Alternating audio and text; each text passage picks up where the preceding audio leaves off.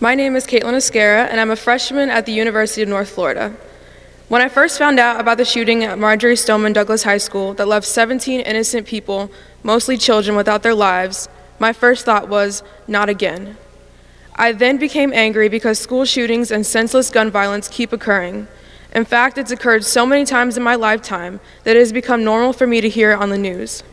Schools and universities should be a place of learning and growth, but recently they have turned into places of fear and tragedy.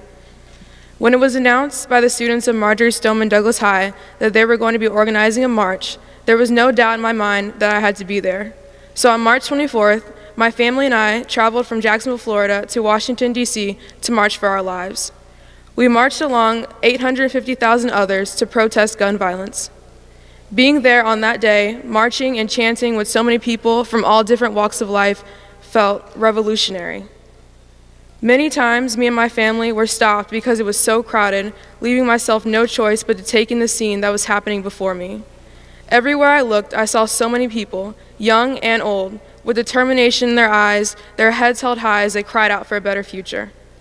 So many people fighting for senseless gun violence to end, making their voices heard, and I was one of them. In that moment, I realized I was a part of something so much bigger than myself. No matter how different we were all fighting together for a safer world. We were in our nation's capital. We were loud, and we would not be silenced. March for Our Lives has become the greatest thing I've ever been a part of, and the incredible thing was young people made it all possible. The heartache, anger, and determination of a few students grew until it became a national movement, powered by our generation's social media presence. It was amazing to see what young adults like myself can do when we come together to make a change. And even though the march is over, the conversation on gun violence is anything but. We must continue to advocate for stricter gun laws. We must encourage others to do the same. But above all, we must vote. This November will be my first time voting, and I plan to make my vote matter. I firmly believe that my generation will be the ones that will finally bring about a change. In the words of Yolanda King, Martin Luther King's granddaughter, who spoke at the march, spread the word, have you heard?